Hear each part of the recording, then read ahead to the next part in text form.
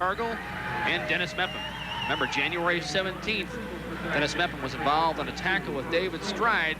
Consequently, he missed quite a few games, well into double figures, and that was one of the things that hurt the Force in the middle of this season, Denny. And Stride, of course, not dressing for this one on the Dallas side of the coin. He's out for a couple of weeks due to injury. There you get a good look at the tenders for tonight.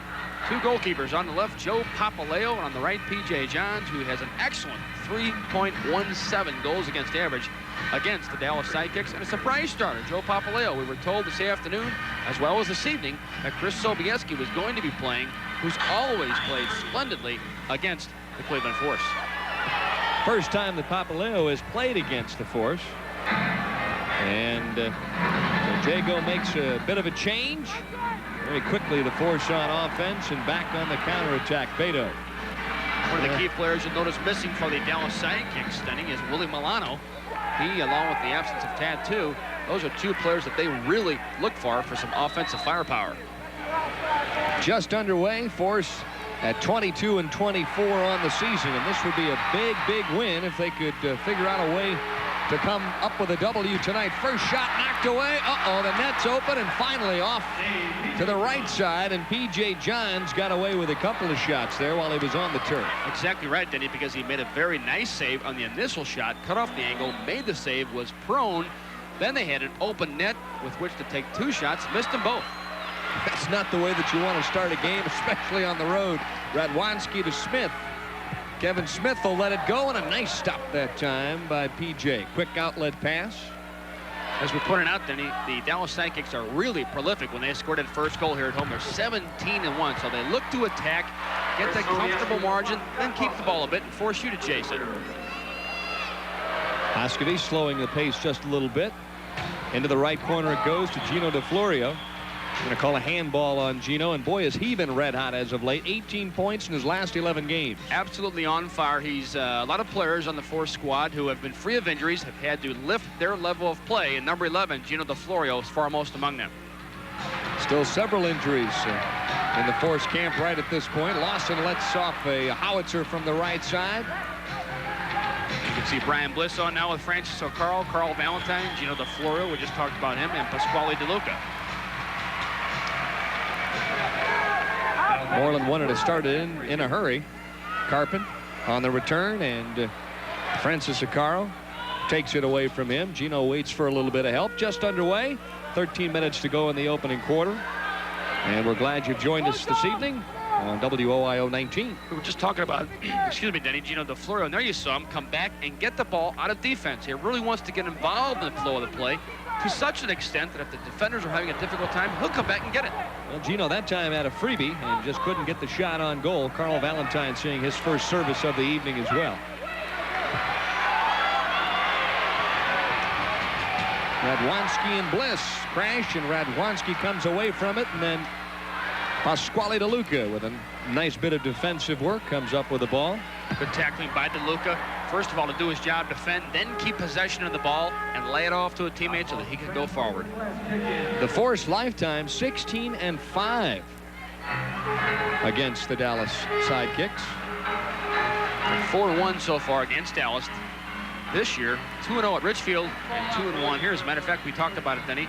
The last loss Dallas suffered at home was against the Cleveland Force. From behind, there's the whistle on Smith. Hoskovy. Back it goes to Bliss. 13 straight wins at home. That's prolific. 20-5 in this facility this season. And we'll take a break here in the early stages. 12:17 left to go in the opening quarter. And there is no score from Reunion Arena. You're watching Cleveland Force go here in the opening quarter. No score. Both teams trying to get loosened up just a little bit, get things started. Benny Dargle comes on. Tries a left footer from the top of the arc that's a little bit wide. Carl Valentine sticks around to see if anybody's home, and Papaleo comes up with a save. Denny, we talked about the fact that the Force is anxiously trying to get into second place against over these same Dallas Sidekicks. Minnesota high atop the Eastern Division standings, and it's really no small wonder. They have 3 scorers in the top 10 overall throughout the league. Alan Willie, David Byrne, and Hector Marinero. Good try. Hoskovy's first shot. That one's kick saved away. Mepham keeps it alive, though. Hems the ball in. Boy, Hoskovy from point-blank range that trip. Tried to beat Papaleo at the near post, but Joe did his job, came right at the player with the ball, dove at his feet, and made a nice save. Well, I think you can sense the players feeling the importance of this one against Dallas, a team in the Eastern Division. Well, very much so. In particular for the Force, another difficult test, another back-to-back situation against two Eastern Division opponents. By that I mean tomorrow night they're in action at Richfield against the Minnesota Strikers. Well, it's been a season of one injury after another for the Cleveland Force. It would certainly be nice to get to the point where Timo Lekowski had a full, healthy roster to work with, and let's hope by the time the regular season wraps up that might be the case. As we look at number 12, Kioskevich going off the field. He's had various and assorted injuries so far this year, and prior to that have been off to a very, very good start. Well, Kai still ranked in the top 10 as far as assists are concerned, and he's missed 13 or 14 games thus far this season, so that says a lot for his performance when he has been able to play. Very much so. You look for the important players, the veteran players, when they're in the lineup to contribute, and they've done so. Boy, some close marking out at midfield. Allen tries to keep the ball alive. Radwanski takes it away, and then Benny Dargle comes up with it. Good, sure-footed, hard tackling by Benny Dargle to defend and then give the ball to a teammate. Boy, nice to see Dennis Mepham back in the lineup. Dennis hustling inside, gets off a left footer. That one is blocked away. Dennis Mepham, exactly right, Denny. Really gets through a lot of work at midfield.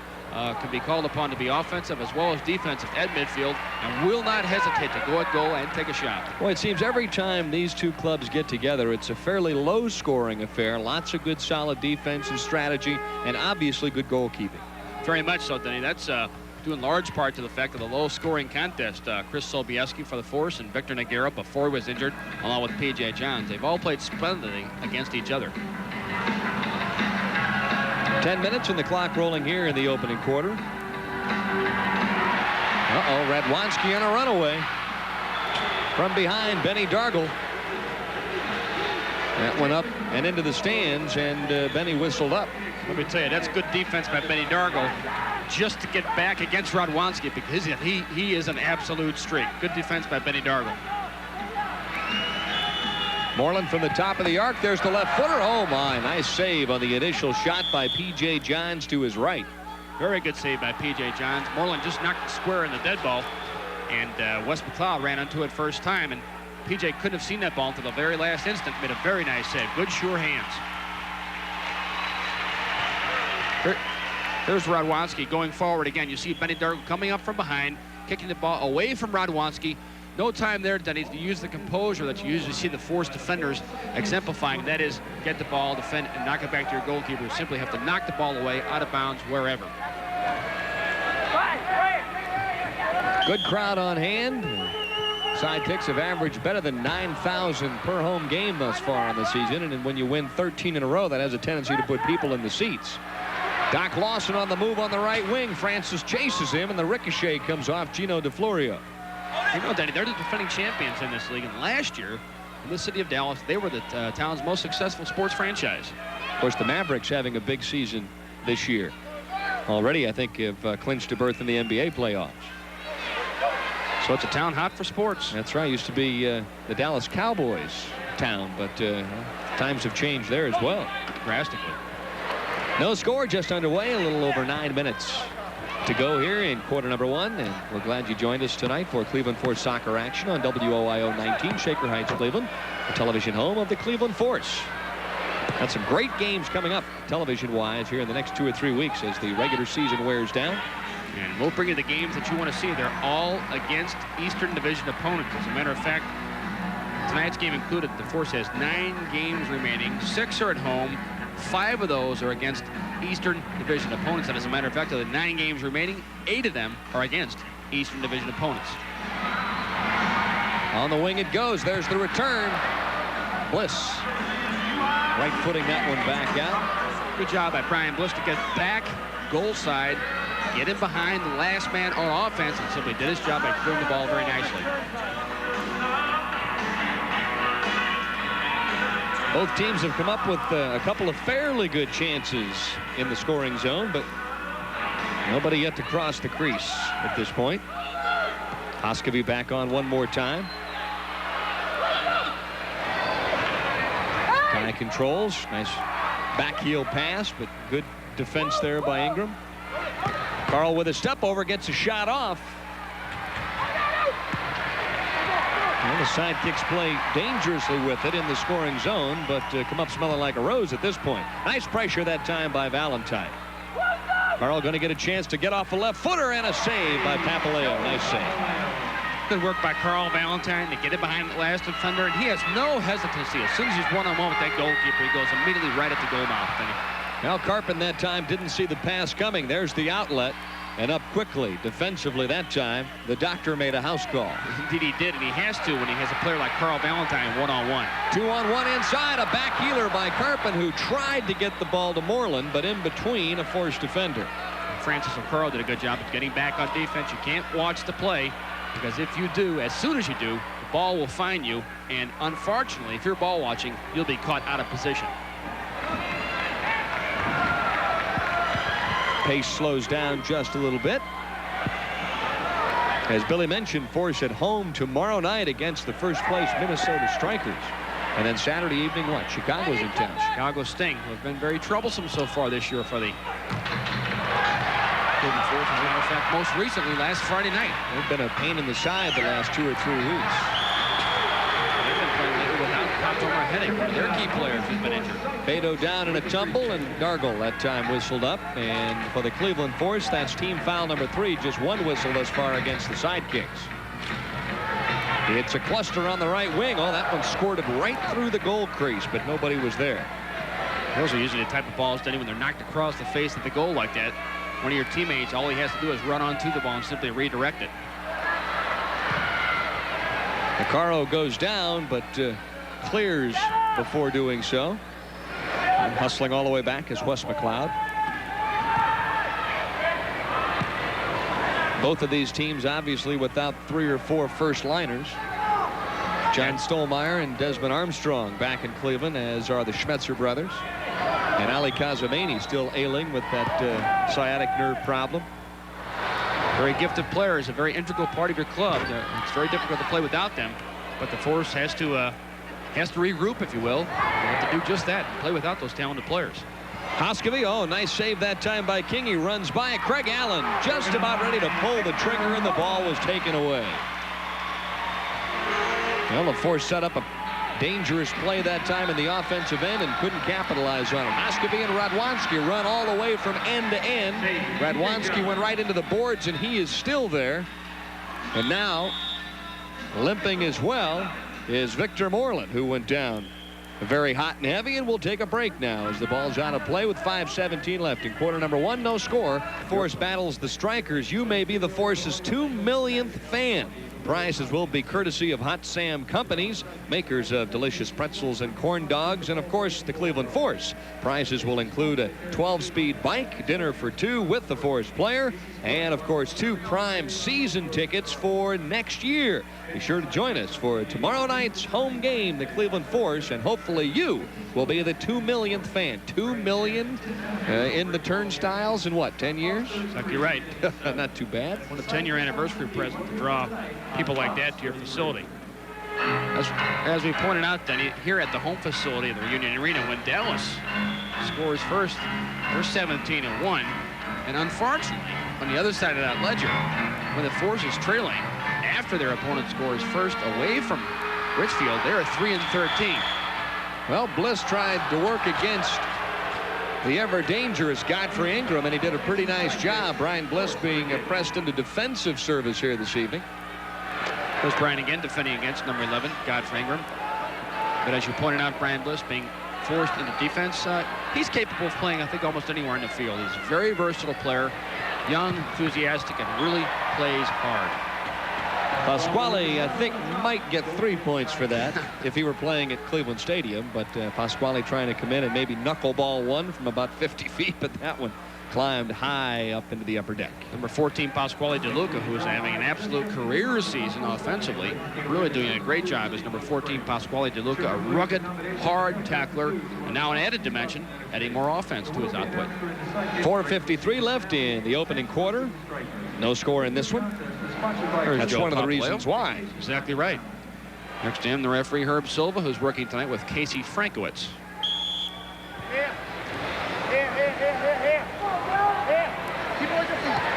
Force trailing at this point by a game and a half.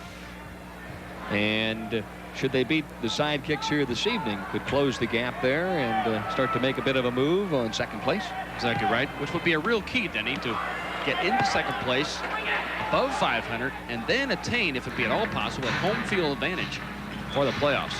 Because the Eastern Division, for all intents and purposes, will probably go down. The formation of those last 4 teams, that will probably go down to the last week of the season. Well, there's still plenty of interdivisional play left. And there you see Timo Liakowski pondering his future. And we'll take a break here with 4:28 left in quarter number 1. Still no score from Reunion Arena. In the low 80s. Very comfortable here inside Reunion Arena tonight. Be a lot more comfortable if the Force could score a couple of goals here in the opening quarter. But get on top early, Denny. Well, from behind, Lawson just shellacked Carl Valentine and got whistled up. And so now it's 3 team fouls for both sides here in the opening quarter of this match.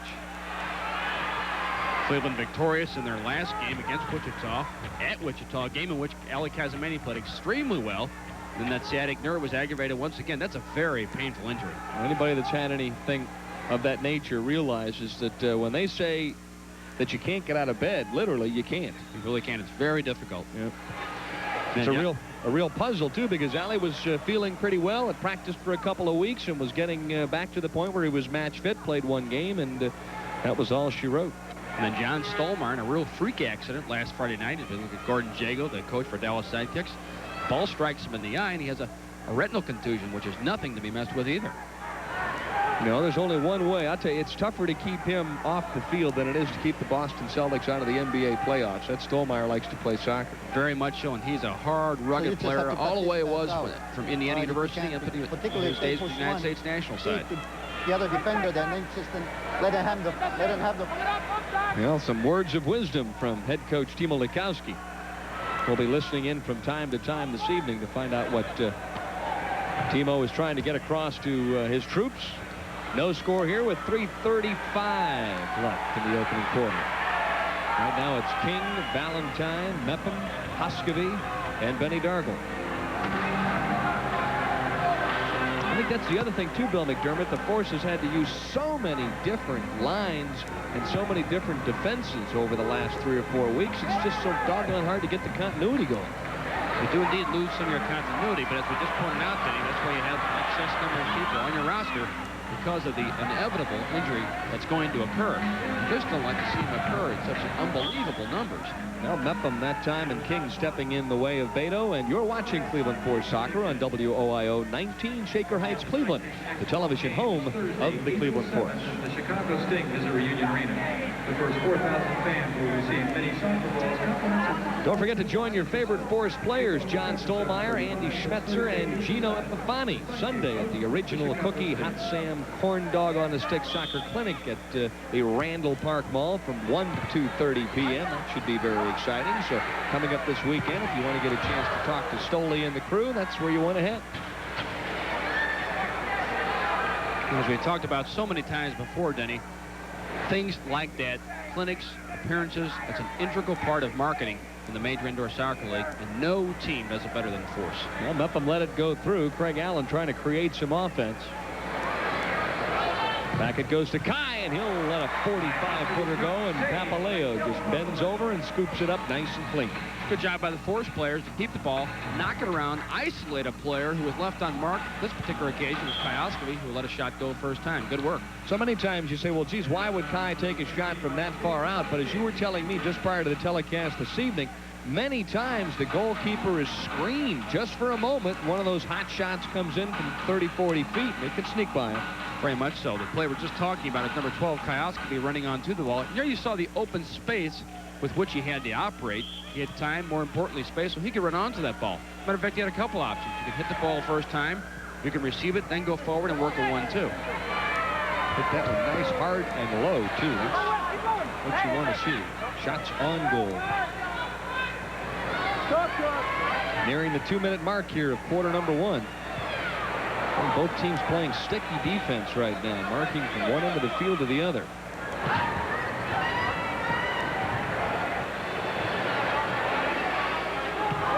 Dennis playing in the back on this particular shift with Benny Dargle. Well, there's some experience in the back end. Craig Allen with a step over gets the shot off, but blocking it cleanly that time, Wes McLeod.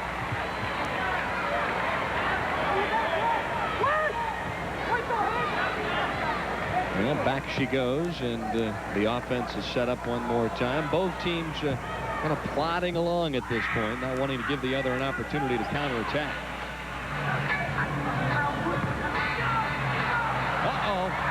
Gino snuck inside. Can he control? He's trying to. Oh, my. Well, Gino DeFlorio almost created havoc inside the box. He did his job, Denny, and that was to get the ball away from defenders who were trying to get the ball in the back. But then they realized the danger, and 3 people immediately converged on Gino with the ball at his feet. All right, Craig Allen and Powers ran smack dab into each other. Now Acaro and Powers go down right at midfield. And Francis gets whistled up. That's team foul number 4. A lot of crisp passing, and this one's been fairly physical. I think both these teams sensing, you know, we're starting to get to that playoff pitch at this point. There's no more fooling around. Exactly right, Denny, and you could be rest assured that the Force is painfully aware that after they won the first game last year in the playoff series against this same Sidekicks club, they lost 4 straight. Who in their wildest imagination would have thought that would have occurred? Yep. Of course, they had the momentum at the right time, took it all the way to the MISL championship.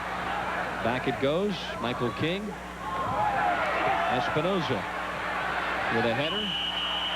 Lawson getting shielded. King didn't care for the call, but that's number 5. 10 seconds left. We're winding down. That one's in the box. Oh, nice defensive play by King, who flattened the doctor that time inside the scoring area. Good tackling by Michael King to do his job, preventing against a dangerous shot by Doc Lawson. Well, we've come to the end of the opening quarter of play here in Dallas, and there you see P.J. Johns walking off. He's pitching his shutout, as is Papaleo. You're watching Cleveland Force Soccer on 19.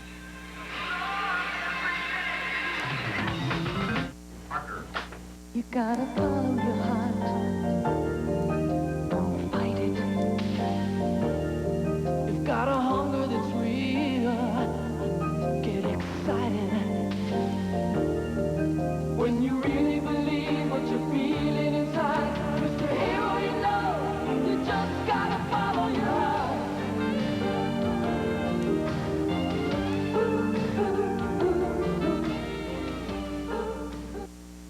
A message to Society Bank customers Anderson and Fannie Hall. Remember a simpler time when you worked hard today and the future took care of itself? Times changed, and so did you. You made the decision to plan ahead with the Society Home Equity Line of Credit. Now, today and tomorrow are more secure. Thanks, Anderson and Fannie, from the people who are building a better bank around you. Introducing the tortellinis from Stouffer's. The flying tortellinis.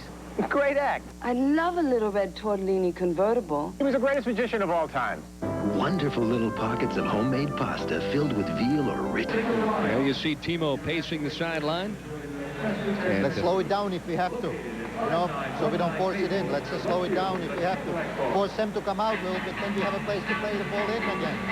It's a very valid point. What Timo wants the team to do is, in essence, keep possession of the ball, force the Dallas Sidekick players to come out after the ball, whereupon which you have space in which to operate. That's ideally what you'd like to do against any team.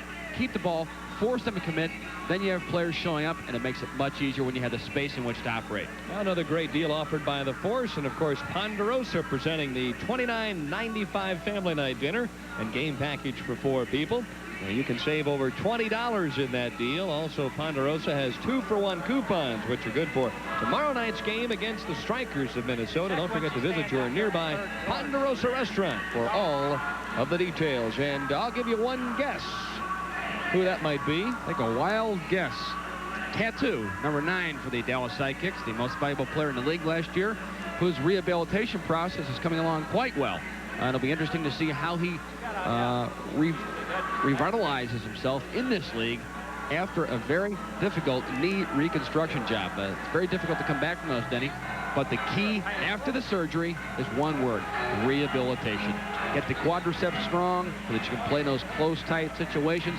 A player like Tattoo is called upon to do a lot of twisting and turning in close situations. And he plays a lot with his back to the goal, so he's turning a lot and using his body a great deal throughout the course of a game. Quick shot on the rebound. That one went through the crease. Espinoza lets one go. That one slapped away by Bliss. Headed out now by Gino, and Carl Valentine takes off. No score here, just underway in quarter number 2. Third shift for Hoskovy, so he appears to be fairly fit at this stage. Appears to be. I don't know if he's quite 100%, and asked Timo before the game, and he wasn't quite sure himself. Well, it's a day-to-day thing. The way to find out is get in the match and see what your fitness level is like. Valentine receives. He's at the red line. Back it goes to Kai Hoskovy. Fans are quiet here at Reunion Arena. They haven't had much to cheer about from the offensive end of things. Gino shows for it, gets it at the top of the arc.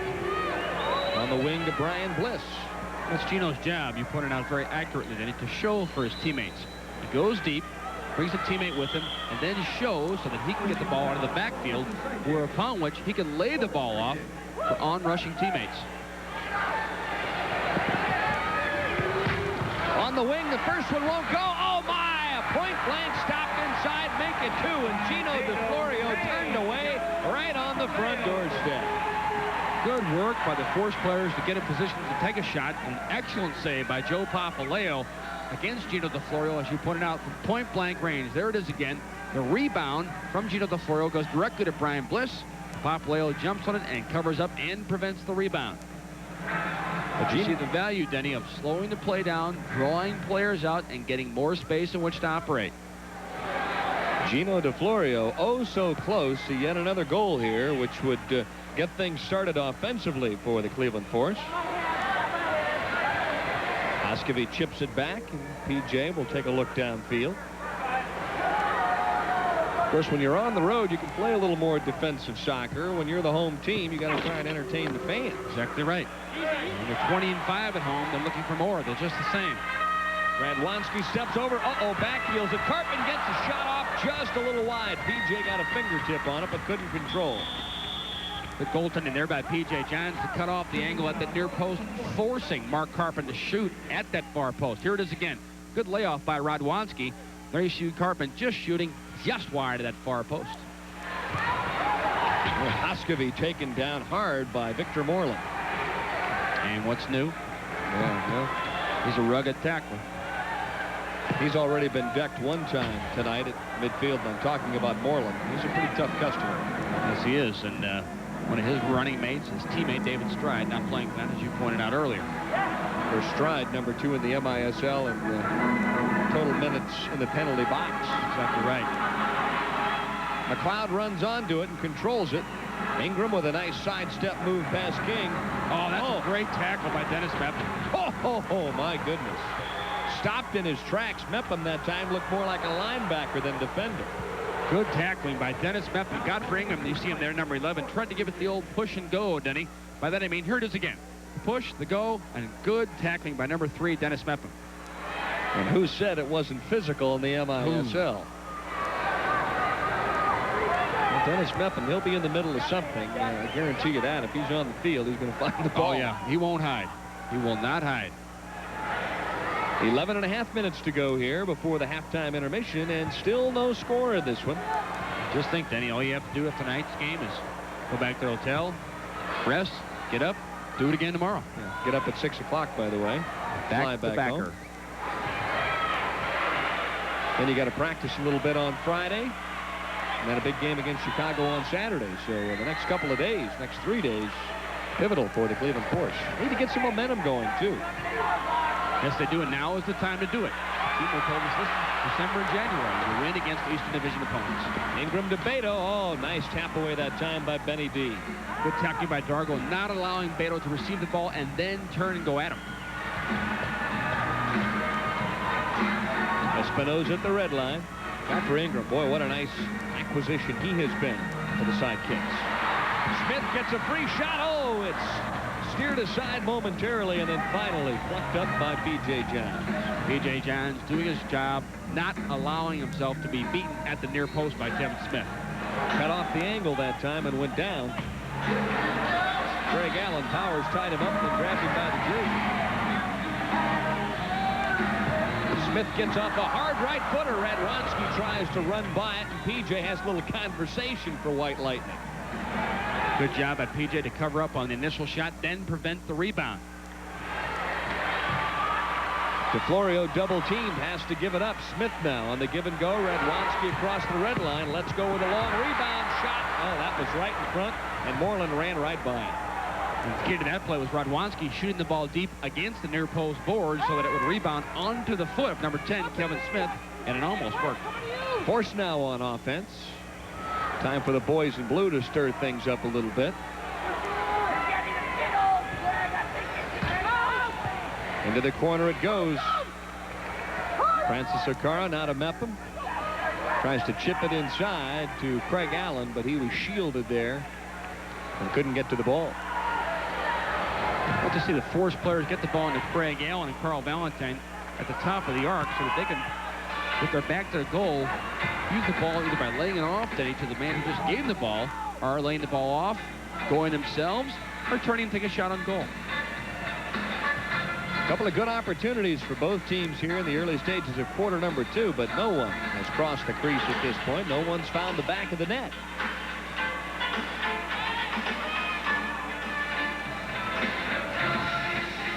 DeFlorio back out. Cross it goes to Pasquale DeLuca. Force being very patient now and using the entire field in the process. Pascovy on the left wing to Pasquale DeLuca. Gina now chips it into Craig Allen and tries to board pass it. Hopefully find somebody home, but Papaleo out quickly to cover up. Saw DeFlorio laying the ball off there to Craig Allen, who simply bounced it off the near post boards on the rebound, hoping that DeFlorio, the initial passer, could run onto the rebound. Well, we'll take a break with 8:22 left here in the opening half of play. Still no score here from the Big D, Dallas, Texas, and you're watching Cleveland. We're along with Bill McDermott. Cleveland Force Soccer Action on WOIO 19. And we've got some Cleveland Force fans that are here in attendance this evening from Brunswick, Ohio, George and Mark Adams, and from Avon Lake, Mike Peachman. Those guys, young men, are here watching the Cleveland Force. And I would venture to say they're probably the only Force fans in Reunion Arena, but they're very proud of that fact. On the left wing it goes to Kevin Smith. Works against Bliss. A little shake and bake move, but Bliss stays right with him. Ingram now on the right wing. Good job up defending by Brian Bliss. Did not dive in too quickly against a player like Kevin Smith, and that's what Smith was hoping that Bliss would do. Take his dummy, dive in, so that way he could be one-on-one with the goalkeeper. 7.5 minutes to go in quarter number 2. Halftime guest is Cleveland Force trainer Aaron Galpert, and boy, has he been a busy customer here this season. Very much so, unfortunately. Interesting discussion with him. Of course, we'll have some highlights. Most of those are going to be defensive highlights, however, unless something changes drastically here. Just got the feeling all along this was going to be one of these 2-to-1 affairs, or maybe 3-to-2 at the most. Radwanski holding his position. Has it tapped away by Pasquale DeLuca, and just as I say that, they're going to call him for tripping, and that's a 2-minute penalty. Number 14, Pasquale DeLuca, guarding against number 6, Eddie Radwanski. And in the process, there you see the end result. He's whistled up for 2 minutes for tripping. Well, it didn't look that severe, but we're going to take a break with 6:58 left to go in the opening half of play. No score, but that might change in the next couple of minutes. You're watching Cleveland Force Soccer on 19. Eddie Radwanski on the bench shaking off the injury, and I don't think it was anything serious. Looked to me like it was pretty good play, but I did think it was a foul. Good tackling, hard tackling, as always, by number 14, Pasquale DeLuca. Sliding tackle, and in the view of the referee, Casey Frankowitz, a warranted 2 minutes. So the Force's penalty killing unit, which is absolutely astounding. They've killed off 61 of 76 short-handed situations so far this year, Nate. That's absolutely astounding. 80.3%, and they're on their way right now to setting a brand new record. Nice save that time to his left by P.J. Kingy tries to run onto it, but Papaleo comes out to make the play. Force with 13 shots on goal thus far in this one, and the Dallas Sidekicks was 16. P.J. Johns now with 10 saves here in the first half thus far. We've talked about it before, Denny, but another one of the reasons that the Force has such a good penalty killing unit is that they're not on the floor that often. They're tied for last in the league with Chicago with penalty minutes. Just over 3 minutes a game in penalties. It's good discipline on defense, not diving in, not giving away any shorthanded situations. You don't want to play shorthanded in this league if it be at all possible. Well, the bad news is that they are in a power play situation. We're talking about Dallas, that is, but the Sidekicks are the worst team in the MISL at taking advantage of a power play. That's really no mystery due to the absence of number 9, Tattoo, who simply stationed himself with his back to the goal and operated close to the goal mouth, either deep against the near post or the far post, or he showed up very nicely at the penalty spot, and then he made everything happen because he was very capable of going one-on-one, or he would always be capable of finding the open man. It's amazing the Force hasn't given up a power play goal in the Coliseum since December 27th. That's 13 consecutive games, and they've killed off 6 games in a row if you include the road as well. Oh my, what a great pass that time out front by Smith, and Carpin ran onto it. It was a one-touch line drive, and PJ cut off the angle, thankfully so. We of course hope our fans know that we're talking about the goalkeeper along with the 4 players on the field, because case in point, right on that play, excellent save by P.J. Johns. Back they work at the Carpin again. That was a ricochet shot and kicked out of there nicely by Dennis Mepham. Well, 2 seconds, one, and one more time. It's 7 straight for the boys in blue, killing off the penalty. You got veterans like Benny Dargle and Dennis Mepham in the back who are just absolutely amazing in calculating these rebounds off the boards, Denny. The ball always seems to end up at their feet. Brian Bliss with a block that time, and it's up and over the top of the glass. Gives them an opportunity to change lines. Don't forget, a big game tomorrow night at the Coliseum. Minnesota in town. Get a chance to look at some very prolific scores indeed for the Strikers, headed up by Hector and company. Hector Marinero, a former Cleveland Force player who has become the first player in the Strikers franchise to score over 50 goals. David Byrne has 32 goals. Alan Willie has 39 goals. And it always seems that Byrne and Willie have career games against the Force. It's Allen, Elias Zarita, Bobby Joe Esposito, Kai Hoskovy, and Pasquale DeLuca. In front of that man, P.J. Johns, you see him motioning to his defenders not to scream me. I have to be able to see the ball. A left footer by McLeod that was tried to be redirected by Espinoza. Elias runs onto it. It's a sprint at midfield, and he and McLeod collide, but no whistle there. Victor Moreland and Hoskovy go into the boards hot and heavy. Radwanski, now it's hemmed in, 5 players in a big crowd. McLeod sidesteps, and we've got a whistle. Pushing foul, whistled up against Eddie Radwanski, away from the ball. That man there, the referee Herb Silva. No score in this one, 0-0, and the last time and the only time this year that the Cleveland Force has been zip at halftime was on the 20th of November. And that was when Cleveland was playing at Kansas City. Make that Kansas City at Cleveland.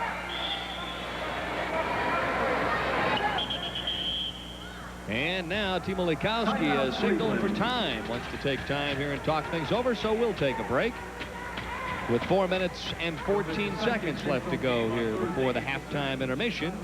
There is no score in this one from Reunion Arena, and you're watching Cleveland Force Soccer on 19. Star for his or her greatest summer ever, a Force Soccer Camp. Here, kids from 6 to 16 see and play with real pros, Cleveland Force pros as instructors. They taught me new skills and they helped me improve my old ones. I really had a great time there. I think everyone else did too. Call for details on the Force Soccer Camp near you. Soccer players, this is your year. Is in the MISL, with the exception of maybe San Diego, are worried at this point. Well, they're the only team so far to really clinch a playoff spot. As a matter of fact, they've clinched the Western Division title, Denny, with numbers such as these. 18-4 at home, and more astounding, 17-6 away from home. They're clearly the best team in the Western Division. There's P.J. Johns going back into goal. Force calling a timeout, simply to reconstruct things, get the line straightened out for the final 4 minutes. Before Victor Noguera got hurt, P.J. Johns was in the midst of really struggling, but since Victor has been gone and since it's been full duty for P.J. Johns, don't you think he's played pretty well? Very much so. He's a veteran player, and he, like other players, because of the injuries, realizes that he has to lift his level of play, and he has done so, admirably so. PJ on the season, 12 and 15.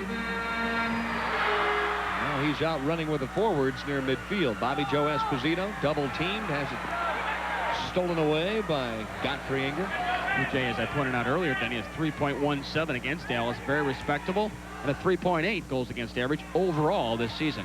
Anything beneath 4 points is very, very good. On the wing it goes to Kai Hoskevy.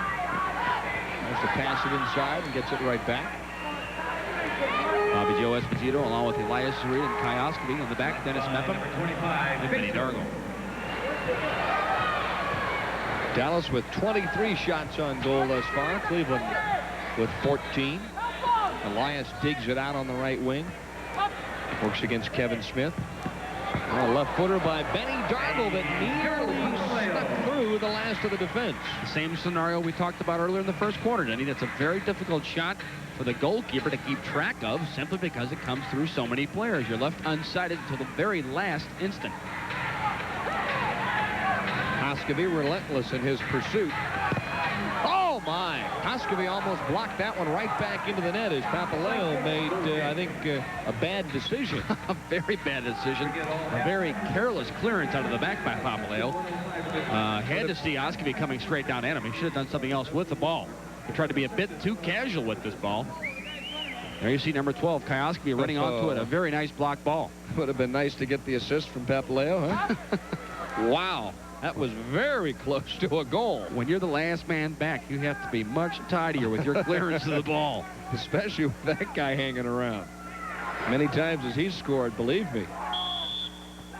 You know, this is going to be one of those games, too, I think, Bill McDermott, where whoever scores first, and we've pointed that out statistically, but tonight it might be that way all along, because whoever gets ahead really is going to be able to dictate the tempo. Both teams right now having to play some pretty steady defense, but both being fairly conservative, too. You get behind, you got to start pulling out the stops. Exactly right. It's an excellent chance for the Force to draw to 500. They're 23 and 24 coming into tonight's game. Dallas is 24 and 22. So a good chance to make up some ground on Dallas and then, in turn, play Minnesota tomorrow night. Gino trying to tiptoe to the red line and stay out of Godfrey Ingram's way. Couldn't do it. Team foul number 2 against the Force. 3 whistles against Dallas thus far here with 2:20 left in quarter number 2, and there is no score here. Uh-oh, that's trouble.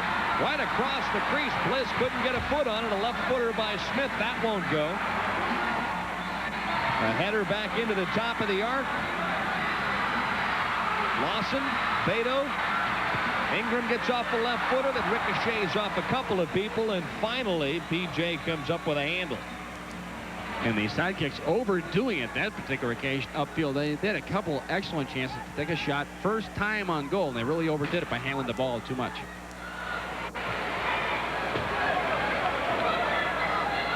Gino DeFlorio across midfield. Tries to get it to Valentine, and that one a little too hot to handle. Harpin on the outlet. Radwanski on the run. Ford passed it to himself. Carpin gets it back, and Moreland whips it inside the box pretty much. Another shot that should have been hit first time, this time by Mark Carpin. Radwanski doing all the work, getting through a great deal of work at midfield. Of course, what's new there?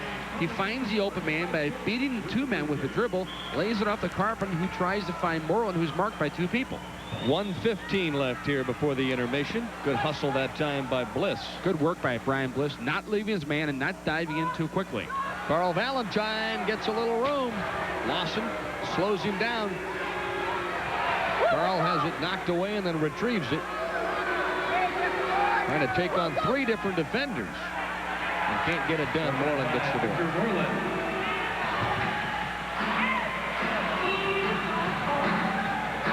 Well, this one's ticketed, I think, for a scoreless tie at halftime. Don't forget, coming up, Bill McDermott will have a chat with Force head trainer Aaron Galpert. In his 7th year this particular season for the Force. McLeod getting the itchy trigger foot, and that one's up and over the top of the glass with 29 seconds left here in quarter number 2. Good view of number 8, Wes McLeod, who just took that shot. It's players like McLeod and Rodwanski and Kevin Smith and Willie Milano who have to make up for the absence of number 9, Tattoo. I wonder if he'll come back 100% next year. As I pointed out, Denny, the key to it is one word: rehabilitation. How diligent is he with his rehabilitation? You can't dive back in too quickly. Very serious injury for a soccer player is reconstructive knee surgery. Pressure is still on, but Valentine now controls, and he's got Lawson backpedaling. Kai, with a couple of seconds left, pulls the trigger. That one trickles through. Papaleo scoops it up, takes a look at the overhead scoreboard, and decides to throw the 9-iron out about midfield. Well, we've come to the end of 2 quarters of soccer action here at Reunion Arena in Dallas, Texas. And there is no score in this one. You'll want to stay tuned. We've got some halftime highlights and a chat with Aaron Galpert. And, of course, back for a big quarter number 3, when coverage of Cleveland Force Soccer on WOIO continues. We're at halftime, and it's an interesting game thus far. Both teams have had some good opportunities, Bill McDermott, but nobody at this point able to capitalize and beat the other goaltender. And that's the key at the goalkeeping right now, Denny. In the waning stages of that second quarter, the Dallas Sidekicks had some excellent opportunities for shots on goal, but simply squandered those away. On the other end, the Force offensive players were starting to get into the flow of the game. But just then, the horn sounded for the end of the second quarter, so should be very interesting to see what happens at the start of the third quarter, how the teams will revamp their offense and try to get more into the game from their offensive production. Both goalkeepers appear to be razor sharp thus far after 2 quarters of play. They've been playing very well, not allowing any clear-cut opportunities to develop, with the lone exception of Joe Papaleo with that seemingly careless, nonchalant clearance out of the backfield that Kai Oskby almost ran onto and blocked it into his own goal. Well, coming up next here, we've got a very special interview with the Cleveland Force's head trainer, Aaron Galpert. Bill McDermott had a chance to chat with him earlier this afternoon, and so that's what we'll go to next. Halftime score, 0-0 here on WOIO 19, and let's hope the offense comes alive here in quarter number 3. We're back at halftime at Reunion Arena. Tonight's match between the Force and the defending champions in the Major Indoor Soccer League, the Dallas Sidekicks. And we have the opportunity to talk it over tonight with, unfortunately, one of the hardest working men in the Major Indoor Soccer League, Cleveland Force trainer Aaron Galpert. And I guess, Aaron, one of the biggest problems with all the injuries this year is the fact that they're not the type that a player can rebound from in 1 or 2 days. These have been some really debilitating injuries. Exactly. And in regards to that, our schedule doesn't really demand the time for rest. We're playing a lot of back-to-back games, a lot of series of 3 games in 4 nights, and they're not getting the proper rest and rehabilitation to spring back from their injuries. And to that end, Aaron, ideally, what is the best situation for a player to rebound from when you have, for instance, playing a game tonight here in Dallas, tomorrow night against Minnesota, and traveling? That really isn't the ideal situation. They're going to be functioning on low fuel. We try really hard to build up their carbohydrates just to give them some energy, but minimum time usually is 3 days just to restore your energy from a previous game, and it's just not happening. One of the things that really took its toll on the club, from my viewpoint, was and on the West Coast trip, the veteran players weren't allowed to go because of injuries. The young players went, they played hard, and consequently they played so hard, they're running into injuries now. That's pretty much what has happened. The youngsters have taken the brunt of the team, and they were carrying the load for a while. Now they're starting to feel the effects of that load. Now the veterans are getting healthy and the young guys are getting hurt. So it's a vicious circle. When young players come in, Aaron, for instance, the young players coming from college, is there any one way or any variety of ways you try to instruct them to initiate them into playing indoor soccer? Well, you can foresee injuries that they'll get because of not being used to the turf. They usually have some abdominal problems because of the quick stop-start turning in indoors. So that's something you always look forward to, and we try to push the fact that they should do a lot more sit-ups to get their abdominals strong. That's just one of the things that you have to look for. Is there any one type of injury that's really prevalent, along with the strain, abdominal strain, groin injuries? Is there any other more prevalent injury that an indoor soccer player would get? I would say this year, particularly, the ankle injuries we've had have been the key injury. The differences of surfaces, the way carpet's laid, whether we're playing on concrete or wood or ice, it's different everywhere in the league. Some turfs are harder than the others, and the ankles are taking the brunt of all of it. And that's been the worst injury we've had this year. And another unfortunate aspect is that when players play so many games, that leads to fatigue, and fatigue inevitably leads to injury. Oh, exactly. The muscle quickness isn't always there, and sometimes the mind is gone, so your decision-making is poor, and that leads to the injuries that you get. And Aaron, one of the real astounding things has to be that the Force has a chance to draw level at 500 with tonight's game and get into second place despite the fact of the huge rash of injuries. Yeah, we've been very fortunate that I think the overall picture is we're going to produce in the long run, because now we've had the young guys take the load, and now they could be considered experienced players, and so we have a full roster of experienced players. And I think once we get healthy, which we will be, we're gonna produce in the playoffs. One last quick question for Aaron. We have a lot in common, Aaron, in the fact that we both have twins. Have yours dismantled your home yet? Oh, that's a weekly occurrence. When I come home every night, they usually take me to the ground and wrestle me to death, and then it's over with, and then they go back to TV. And they don't get a chance to see you too often, do they? No, not at all, and I really miss that. Aaron, thank you very much for talking with us. Have a good rest of the season. Thank you. Aaron Gelpart, the Cleveland Force head trainer, and we'll be back with more Cleveland Force soccer right after this. You're watching the Force on 19. Sibling rivalry can be deadly.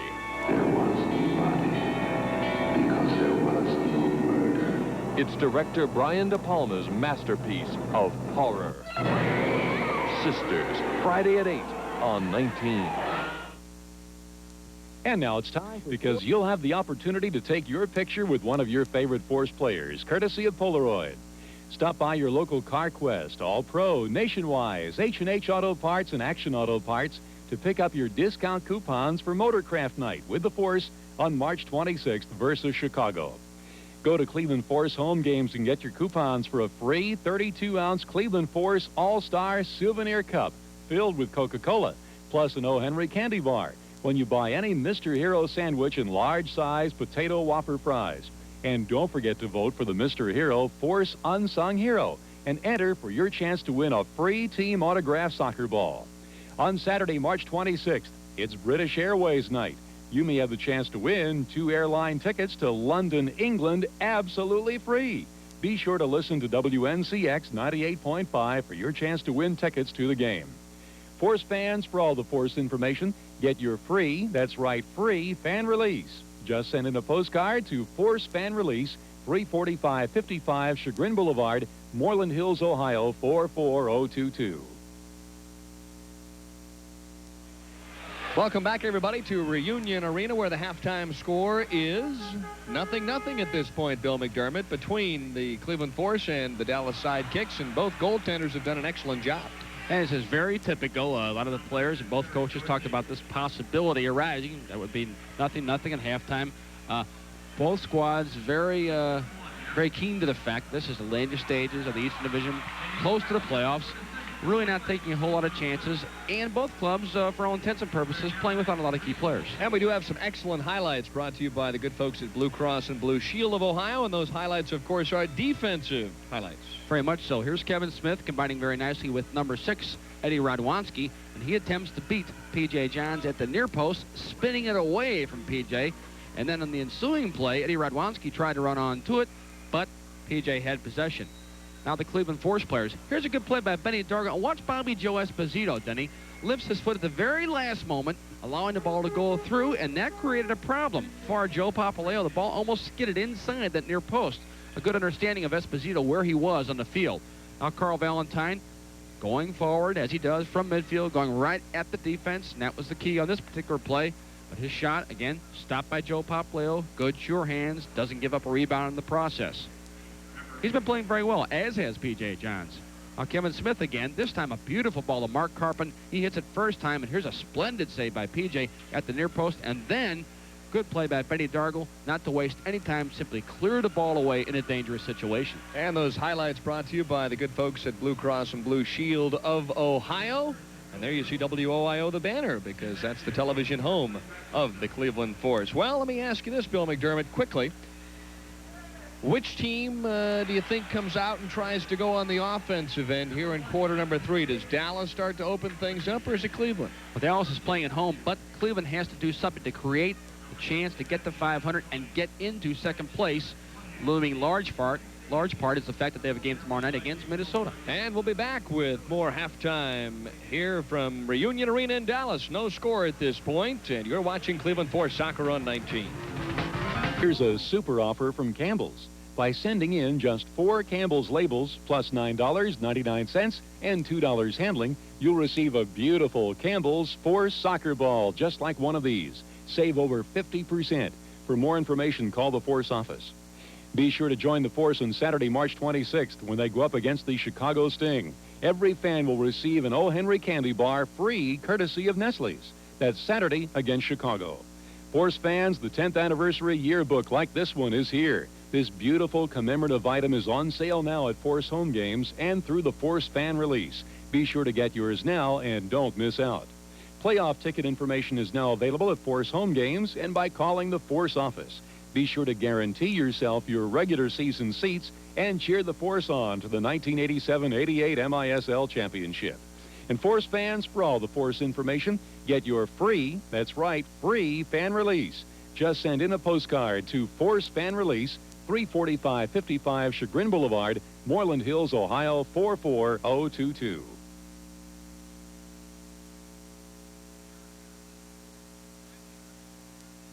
Still waiting for both teams to come back out of their respective locker rooms for the start of quarter number 3 here on WOIO 19. This broadcast comes to you under the authority of the Cleveland Force Soccer Organization and WOIO 19. Any rebroadcast or use of this play-by-play without the express written permission of the Cleveland Force and WOIO 19 is strictly prohibited. Dallas Sidekicks back out, and the Force momentarily will be taking the field. One of the key things we have to remember, Denny, in this waning stages of the 87-88 season is the fact that the Force has the majority of their games against Eastern Division opponents. As a matter of fact, of the 9 games remaining, only one of them is against the Western Division opponent. That's the Wichita Wings. It's a real chance for you to see what you're made of late in the season, going into the perhaps most important part of the season, that is the playoffs. So as soon as you get finished playing against those Eastern Division opponents, you get to see them right away again in the playoffs. There's not a long layoff, and it's best 3 out of 5 in the opening series. Then after, it's best 4 out of 7. Don't forget to stay tuned to 19 after tonight's game for Get Smart, starring Don Adams and Barbara Feldon. Tune in just for laughs as Agent 86 covers the globe in his fight against the forces of chaos, only on 19. Is there any truth to the rumor that's Tim Rogers' favorite show on 19? Either that or the Fred Flintstone. It's one of the two. There's Aaron Galper. We talked it over with him at halftime. It's been really busy this year. And there's Benny Dargle, one player who he really hasn't had to attend to. This is game number 196 in succession. That, of course, an active team record. Breaks the record firmly held by a former member of the Cleveland Force, Keith Murphy. Number 15, Benny Dargle. And when we talked to him a couple weeks ago on one of our telecasts, it's really amazing that he has stayed injury-free because the way he plays is a rugged, hard tackler, always involved in the game. Well, we're underway in quarter number 3. Elias Zarita on the right wing gets hemmed in and double-teamed. Elias tries to get away and can't quite get the job accomplished.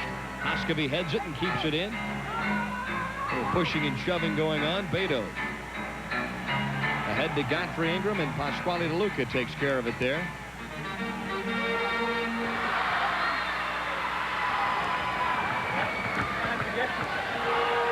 Well, it's up to the Dallas Sidekicks to play. They're at home. They're anxiously trying to keep this home streak alive. 20-5 here at Reunion Arena so far this year, which is really an admirable one-loss record. Cleveland Force at the Coliseum is 15-7. The Force on the road away from Richfield, 8-17 on the year. One of the keys for the Force's success, in particular last year, along with this year, last year they were 23-7 against the Eastern Division. So far this season, they're 14-10, second only to Minnesota, who's 16-9. First whistle of quarter number 3 goes Cleveland's way. That's how you win your division, and that's how you keep home field advantage. Now, home field advantage, regardless if you're playing 6th grade basketball playoffs, is the most important thing. You must play at home and have the advantage there if you want to continue to advance. You'll win some series on the road, but not too many. Valentine, with hustle, creates an opportunity. Elias Zarita got off the left footer, but really didn't have much on it. That's exactly how that play was created by number 10, Carl Valentine's hustle. He won the ball, dug it out nicely, and then found an open teammate who was running out of the back. Good work by Zarita, good running to make himself available for the pass.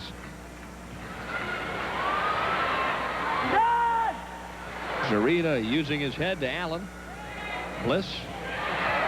Sliding tackle that time by Victor Moreland. Well, Radwanski goes down near the red line. Gets back up with it. Zarita tries to mark him. He's double teamed, gets the shot off, but TJ there to take away the angle. Good work by number 13, Michael King, to come across and help out Elias Zarita, double teaming Radwanski on defense. Good pass ahead to Elias by Craig Allen. Allen near the back far post, and nobody saw him there. Couldn't get him the ball. He was wide open. Good work by Zarita to run out of the back, take that last defender on one-on-one. He simply couldn't get the ball across. With good running and good creativity to take that last man on one-on-one.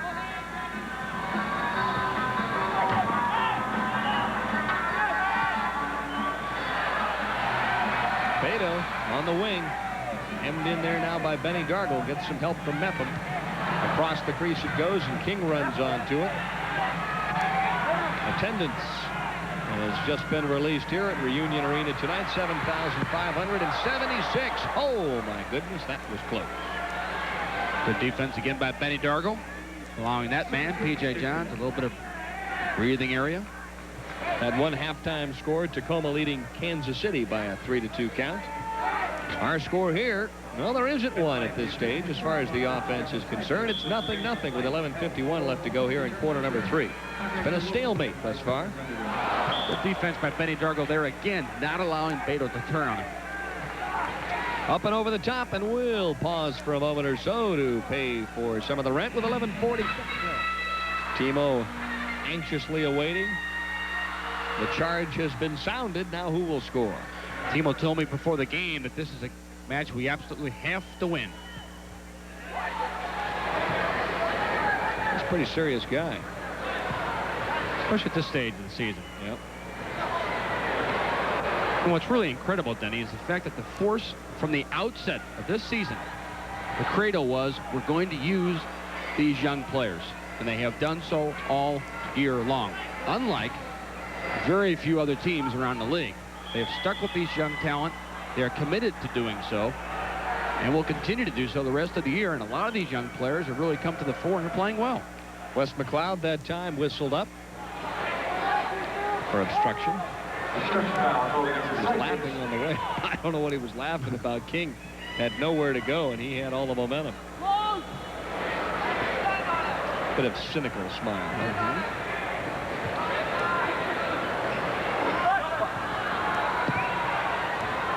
Benny Dargle steals the pass, but ahead it goes to Godfrey Ingram, and he's got some jets. And as a player like Ingram will notice the fact that Benny Dargle came out of the back, defended. He had a chance to get in behind Benny Dargle, and he immediately did so. Ingram has taken more shots than any other sidekick on the season coming in, and he nearly scored that trip. Ingram, a player who you pointed out earlier, Denny, whose career absolutely turned around. Oh, speaking of turning around, that's what Craig Allen does. So good in the box, a little 360 spin move there, and he beat Papaleo. You have to be capable in this league of playing with your back to the goal. Watch DeFlorio, knowing just that, lays the ball off to Allen. Now, there's two keys there, Denny. The fact that DeFlorio has the confidence in his teammates' ability to give him a ball like this. Good ball by DeFlorio on the floor at his feet, which enabled Allen to turn and in one motion pull the top of the ball, beat Victor Moreland and the keeper Joe Papaleo. That's excellently done by a target man, number 16, Craig Allen. Goal number 36 on the year for Craig Allen, assist number 16 for Gino DeFlorio. Two things could have taken place on that particular play. They could have worked a 1-2, and Allen could have given the ball back to DeFlorio, but they chose to take the ball, go right at that last defender. He pulled the top of the ball, Craig Allen did, turned and planted it very nicely in the far side netting. That's a nice goal. Better believe that the pace will pick up now from the offensive end. As far as Dallas is concerned, 1-0 Cleveland on top, and it happened very, very quickly. Well, the key to it was then that DeFlorio realized that Allen is more than capable, first of all, of playing with his back to the goal, and he's comfortable in that situation. You don't have to worry about the fact that there's a defender on your teammate's back. Makes no difference. He uses his body to protect the ball from the defender. Well, he's a good space eater. When he gets down there and plants and gets himself in an offensive position, he's pretty tough to go around. Very strong player. And all you have to do is take one step towards the man with the ball, and it makes that play possible.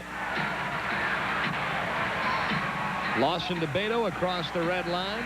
It's 3-on-4. That one right through Radwanski's legs as he let it go through to Moreland. Back heel passer now. He just burned up the key. Then it was 3-on-4. The Force had numbers getting back on defense. Uh-oh, that's a dangerous position. Valentine, though, ahead to Hoskovy. And now it's a sprint from one end of the field to the other. And Espinosa back defensively. Valentine on the right wing. Carl loads it up. This one just up over the top of the glass. Good work by Hoskovy coming out of the back very strongly, finding Carl Valentine. But Valentine's job was not over. He had to run and get into position for the pass from Hoskovy. Well, you talk about this game being a game of sprints from red line to red line, and you can see these guys gasping for oxygen down there. Oh, that's what it is, Denny. This game is a series of sprints, and that's why you can only last a minute and a half, 2 minutes at most. You have to establish. We heard Timo talking earlier. Keep the shifts at a minute and a half to 2 minutes to establish some rhythm. You stay on much longer, you're not going to establish anything except fatigue. What about the time of the shifts at this point, Bill McDermott, being later in the season? Are they shorter because it's later in the year? That has something to do with it. And, of course, don't forget another back-to-back situation for the Force against two very difficult Eastern Division opponents. Well, Minnesota's got a very talented team, especially on offense. You want to see some offense show up at the Coliseum tomorrow night. The Strikers are in town. And they're very capable of making you chase the ball. They're very composed with the ball at their feet. And once they get a lead, whether it's home or away, they're very content to keep the ball and have you chase it all night long. They'll take the air out of the ball. Allen tries to work his magic one more time. Turns, shoots, and the header is there for Michael King. The assist to Craig Allen, who created the opportunity, and Michael using his head in the right spot. That's very nicely done by the all-time leading scorer in NCAA soccer history. There you see him, number 13, Michael King, who's having an excellent offensive year of his own. But Allen, deep, once again, with his back to the goal, turns, takes the shot on goal. Papaleo misplays the rebound, and running on to it, unmarked, is number 13, Michael King. But again, the key, DeLuca plays the ball to Allen with his back to the goal, and he has the confidence to do that. Allen turns, hits the ball, rebounds it off the near post boards. Running on to it is Michael King. He ran on to the play, away from his defender, and the end result is a 2-0 scoreline. And, of course, some high fives as well. It's 2-0 now, Cleveland, and things have turned for the better if you're rooting for the boys in blue. Denny, what did I say in the second quarter? What I would like to see, play the ball into the target man, to the feet of Craig Allen. That's exactly what the Force is doing, and it's paying handsome dividends. Allen directing a little traffic as well now for, or I should say, Michael King. That's his 10th goal on the season. And for Craig Allen, assist number 24. Allen all alone. Oh, my! Allen very quickly scoring twice here in a matter of moments. Number 13, Michael King, runs onto an absolutely beautiful through ball out of the back from Craig Allen. That's wonderful stuff, and things have erupted here, much to the chagrin of head coach of the Dallas Sidekicks, Gordon Jago. Watch this ball out of the back. A beautiful layoff from DeFlorio. Here's a wonderful through ball. Beats everybody in the facility. Michael King runs onto it, beats the keeper, then turns and slots it away. That's great stuff. A wonderful goal by the Cleveland Force players. Well, it took the better part of 2.5 quarters, but the Force has just erupted here in quarter number 3. They lead 3-0 in a very big contest between themselves and the Dallas Sidekicks. Hoskovy now steals one. Maybe this will be the game that really starts the momentum flowing for the Cleveland Force. That was really a great goal, Denny, because the Florio laid the ball off to Allen, who immediately saw the entire field, saw King running through in his own. Here's the counterattack. Radwanski works against Benny Dargle, headed out of the box that time by Hoskovy. The purpose of the through ball is to beat that last defender. That's exactly what Craig Allen did with that ball. Force looking for their second consecutive road win, and wins away from the Coliseum have been few and far between this year. Very much so. They've been more comfortable at home, but a key to the Eastern Division, as a matter of fact, either division, is being able to play away from home and win in the process. Lawson looks like he's loading up, and he does. This one right off the chest of Benny Dargle and out of bounds. Well, we'll take a break, and boy, it's been exciting here in quarter number 3 with 7:15 left as Doc Lawson eyes the scoreboard. What he sees is Cleveland 3 and Dallas nothing. And you're watching Cleveland Force Soccer on 19. For the Force, and here's how the third goal occurred. Look where it starts. Allen digs the ball of his own in. A beautiful one-touch pass from DeFlorio, 1-2 out of the back.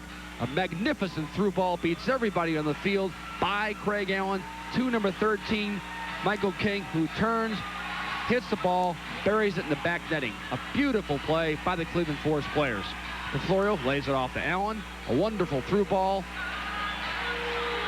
And there's the end result. Good composure by Michael King to run onto it, control it, beat the keeper, turn, and put it in the back of the net. And that's a great goal. The points you made about some of the younger players beginning to contribute, you're seeing that here this evening. Kingy with just a couple of terrific scores, and now it's 3-0 Cleveland on top, and there's a whistle on Brian Bliss from behind. That's a team foul number 3.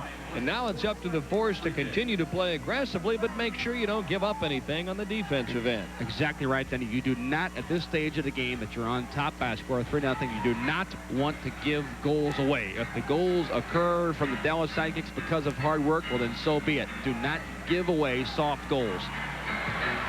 Lawson lets go with a bullet from about 45 feet, and PJ with an outlet pass to Florio, hustling back for it. Gino controls. Ahead it goes to Bliss. Let's go with a blast, and that one knocked down by Moreland, and back on the counterattack is Carpin, who can't control. This number 11, Gino DeFlorio, has been absolutely rejuvenated late in the season here. He's playing superbly. He was involved in the first goal and the third goal. And if you remember correctly, had one basically taken away from point-blank range in the first half, or he might have scored the first goal here tonight. Ingram at the top of the arc with it. Quick shot, that one steered away by Pasquale De Luca. Force needing a little momentum here late in the season to get things cranked up for hopefully what would be a second-place finish for sure, and maybe even a run at the Strikers by the time it's all over. And a 6th straight appearance in the playoffs under coach Timo Liakowski. Little misconnection that time. Kevin Smith at midfield to McLeod. Under 6 minutes to play here in quarter number 3, and it's Cleveland 3 and Dallas nothing. It was 0-0 at halftime. Casey Frankowitz says play on, and that's exactly what they do.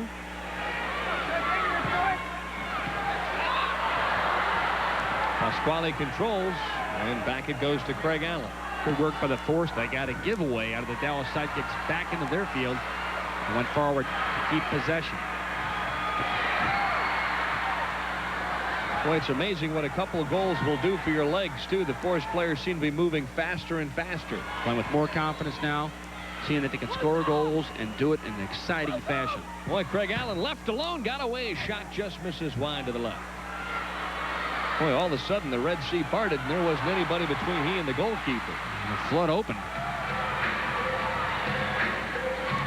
Back the other way it comes. Radwanski, who never stops running.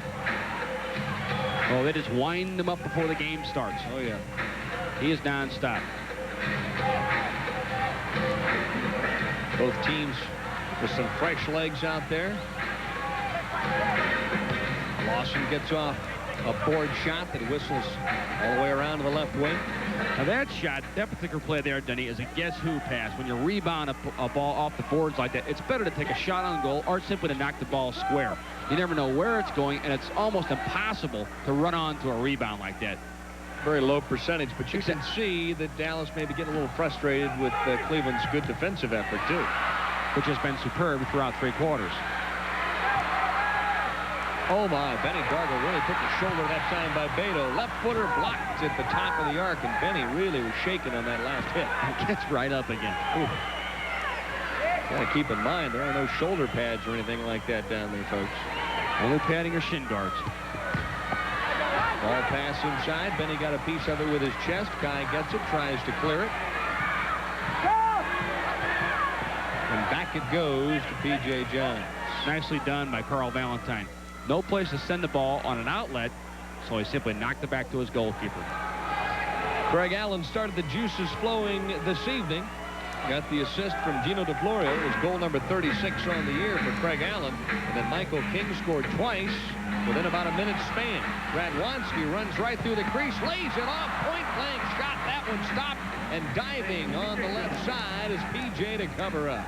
Great save by P.J. on the shot by Doc Lawson. Then he dives at other Dallas Sidekick players' feet to make and cover up on the rebound. You have to be fearless in goal, then, and he is. Oscovy on the run, gets it to Benny Dargle, and now Benny going to stretch out just a little bit across the red line. Gets a chance, and he takes the shot. Oh, what a run for Benny Dargle. That one started at the red line. Benny Dargle running out of the backfield with no hesitancy, beating that man, the keeper, Joe Papaleo. Great work by Benny Dargle.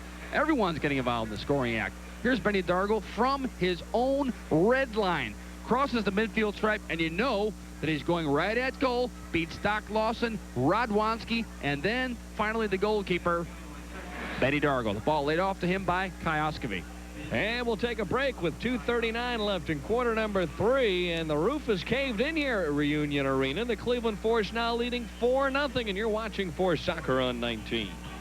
OIO 19, the television home of the Cleveland Force. Shaker Heights, Cleveland. Benny D with a nice left footer, and that was a long run for one of those veteran defenders.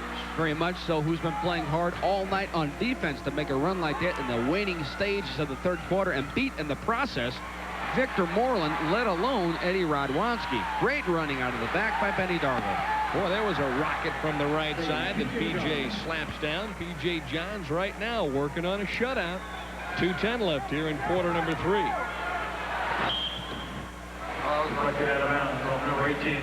The last time Benny Dargle scored was back on February 13th against Tacoma. He records his 4th goal of the year. It's P.J. Johns, who's been playing a superb match so far this evening. Making the saves when called upon to do so. When he makes the initial saves, if he can't make that initial save, he covers up immediately on the rebound. It's one of the real keys for a keeper in this league. And nice to see some smiling faces on that Cleveland Force bench. Boy, it's been a tough season from the injury standpoint. The Bruins lost some very tough games, but they appear to be putting things together just a little bit here this evening. After beating Wichita, this is going to be hopefully road victory number 2 in a row. Well, you had Craig Allen scoring some nice goals, and Craig Allen distributing the ball very nicely and doing his job, letting some of the younger players run onto through ball.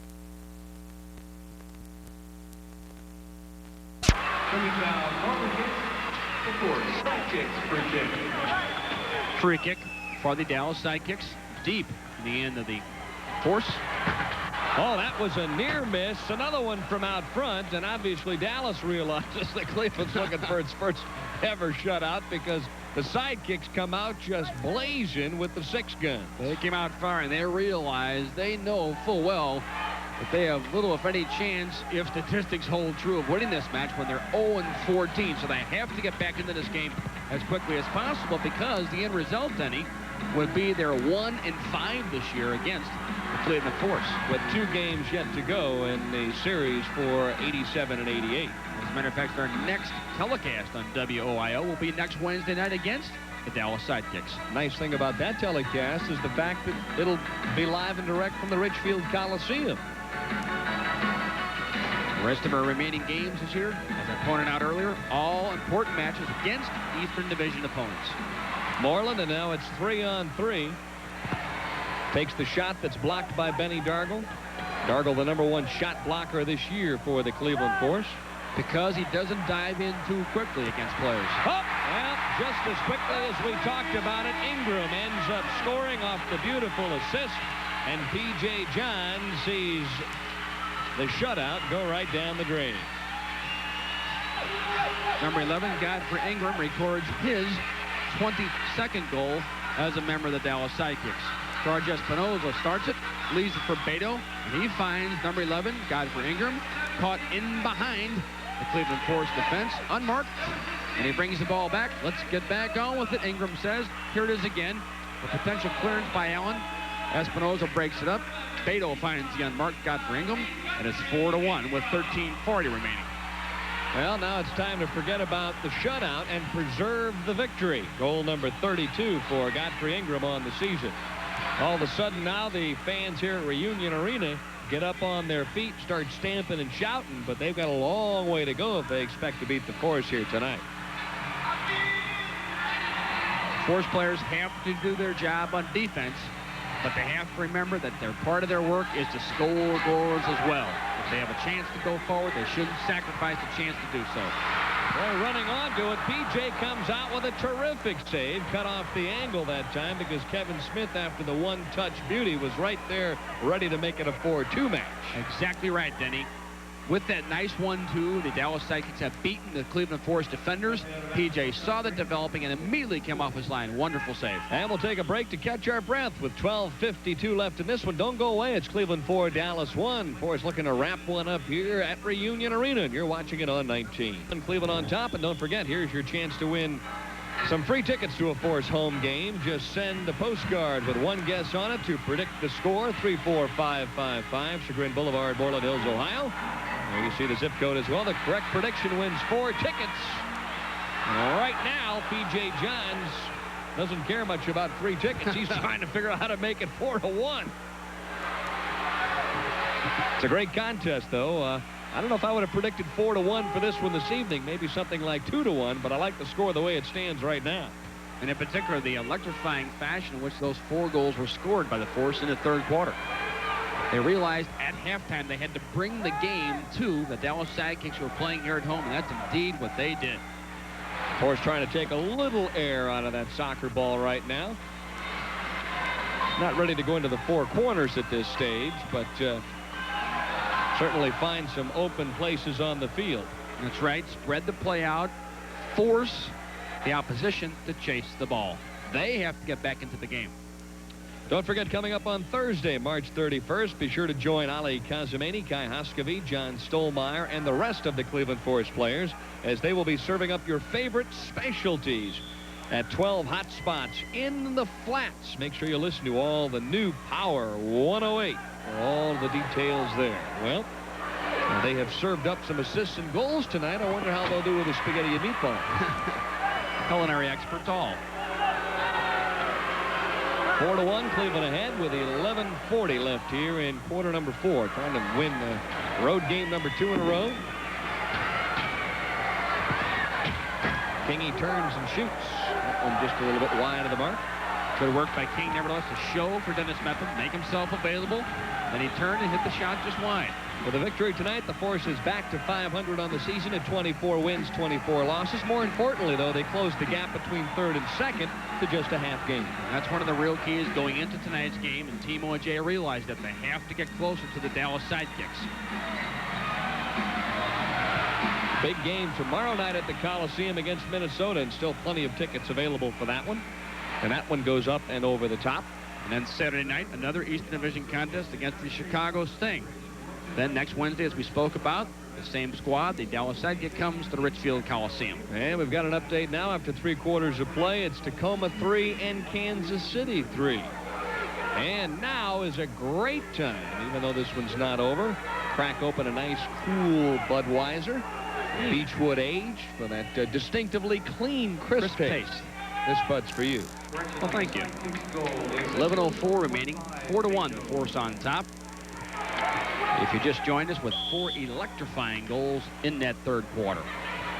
Craig Allen started it off on the assist from DeFlorio, and then Michael King scored back-to-back goals, and then Benny Dargle with a nice long run for the veteran defender scored the 4th and final goal for the Cleveland Force in quarter number 3. Benny made that run from his own red line, Benny. That's a lot of work to do late in the third quarter. Boy, nice pass that time. Trying to keep it alive with Gino DeFlorio, who was fighting and scratching and clawing to do anything possible to come up with another goal. Boy, Hoskeby went right down at midfield.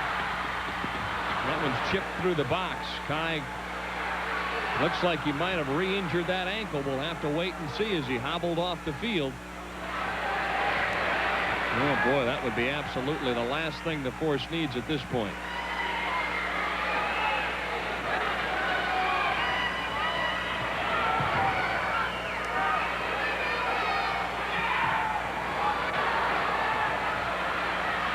Craig Allen providing a little defense at this stage.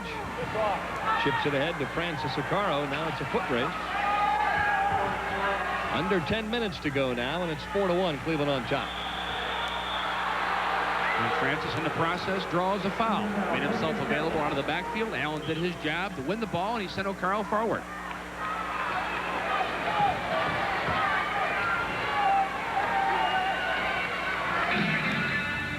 Force now at midfield. Benny Dargle to Elias Zarita. Into the box it goes. Francis is tied up. Back to Elias. Ooh, that one went right through the box. That had possibility.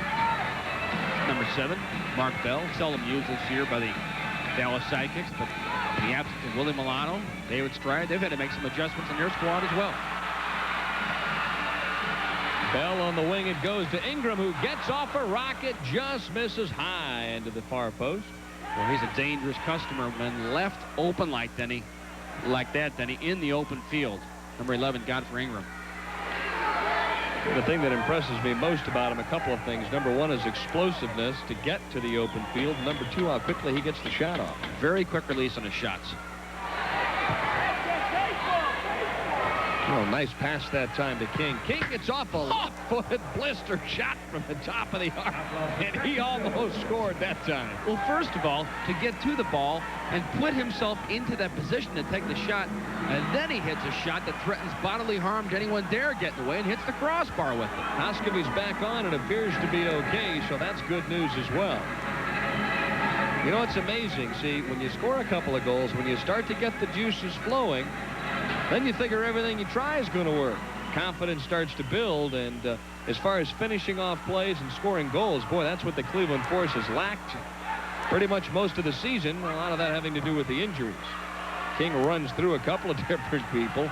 He's going for every 50-50 ball, running hard out of the back, and creating some excellent goal-scoring opportunities. He has 2 goals so far this evening, and he's created countless other chances. Came close to scoring a couple of other ones. Under 8 minutes to play now. He's playing with a heavily bandaged right ankle now, as we notice. Lawson with a souvenir. And we've got an official's timeout. So with 7:44 left in this one, Cleveland comfortably ahead at 4-1, and you're watching Cleveland Force Soccer on 9. He might have been injured. Kevin Smith out of the back is trying to find Beto. Now watch on the left side of your screen. I think Kai tripped on a carpet and then into the boards. That looked really painful, and he hobbled off to the bench, but he's back on now and seemingly okay. There he is, number 12, Kai Hoskeby. All right, don't forget to be sure to get your tickets for the 10th anniversary Force reunion game coming up on April 2nd. Players like Brian Budd, Les Peterson, and the Nanchoff brothers will be playing a regulation game during halftime and post-game activities. Listen to WONE 97.5 FM for all of the details. That's a great chance for Force fans to see some of their old favorites from 10 years ago, when the league first started. Radwanski and Gino DeFlorio. Well, Radwanski got off a shot, but no angle whatsoever. And now DeFlorio It's whistled up, and it's a good thing Gino turned around. There's the last play again. Number 6, Eddie Radwanski, running onto it, and then takes a shot at the near post. It caused some trouble, Denny. Well, there was no room whatsoever in Not there. at all. He still squeezed it through. Tries to run onto one there. Procedure is called. That one lifted up and out of play. 7:22 left here. And what looks like victory number 24 on the season for the Cleveland Force. Free kick at the top of the arc, ruled by referee Herb Silva. And by that he meant that the ball was kicked out of bounds intentionally, so consequently there'll be a free kick at the top of the arc. One of the new rules instituted this year in the Major Indoor Soccer League. Teams who are good on dead balls can really take advantage of this situation. Victor Moreland will start the play. Well, sure, they had a good opportunity and then did nothing with it. Not sure I understood what McLeod was trying to create there. I guess so that he could go out another 8 or 10 feet and shoot from 45 feet. And another difficult situation for the goalkeeper. Exactly what we were talking about in that first quarter, Denny. There's a shot from McLeod, hit from just about the red line. Very difficult to keep control of the ball for the goalkeeper. See where it's coming from. Forced back defensively, but Moreland fights through. That one across the crease, and Ingram could not run onto it. Boy, Dallas with relentless pressure at the offensive end. Force having a hard time just clearing it out, and now Michael King with the Edwin Moses move there. Michael King doing absolutely everything this evening, scoring goals, playing defense, running hard out of the back, going back to the backfield to win the ball. He's playing a splendid match. A great highlight that time. If you can't go through him, you might as well go over him. And he has the athletic ability to do so. Carpin and Dargle both go down at the same time. And that's a good call by referee Herb Silva. Carpin went in over the top of the ball. That same call was not made last Friday night when Oscar Albuquerque gave an unbelievably wild tackle to Desmond Armstrong, and consequently he has to stay home because of that tackle. And will miss probably 4 or 5 games, according to Aaron Galford, if Desi comes back at 100%. Hopefully he will. And we've got a timeout now with 5:59 left in this one. The score, Cleveland 4, Dallas 1. And you're watching Cleveland 4 Soccer on 19. Jay Hoffman basically setting up the strategy in the Force huddle this trip as head coach Timo Lekowski takes a look at the fact that there's 5:59 left in this one, and his team leads 4-1. Don't forget, starting on Monday, you can catch movies as only 19 shows them at a brand new time, 9 p.m. Next week's Cinema 19 includes some of Hollywood's best, such as Burt Lancaster and Elmer Gantry, Marilyn Monroe in The Misfits, and Marlon Brando as the Ugly American. For movies as only 19 can show them, Cinema 19 is your only choice. And what is left out of that particular promo, as we look at Kevin Smith, who will be the 6th attacker for the Dallas Sidekicks, is the fact that The Misfits was Clark Gable's last movie. No, it was? Yes, sir. You think I would tell you a story? You know, I thought it was, but I wasn't sure. And I was going to ad-lib and say that. And I thought, no, I'm not going to say that just in case it wasn't his last movie. Oh, it's indeed accurate. Okay, well, then we'll retype the promo the next time. Please, please. Okay. And, of course, during all this, we pass the savings along to you. Right. And, of course, there's 5:59 left in this one, and it's nice to have a little fun once in a while because the Force leads 4-1 here on the road. A jovial atmosphere in the booth, and I would imagine down in the box as well. Although Timo Lekowski isn't going to start celebrating until this one is in the record book. Exactly, in particular because they have to play the next 6 minutes with the Dallas Sidekicks coming at them with the extra man. Oh, Hoskevy with a narrow miss that time. Look to Hoskevy to manufacture something along those lines. Although Michael King has hit an open net or two this year. Exactly right. Hoskevy spun that ball very nicely, curved it with the inside of his right foot. He saw Kevin Smith coming off his line and almost immediately capitalized.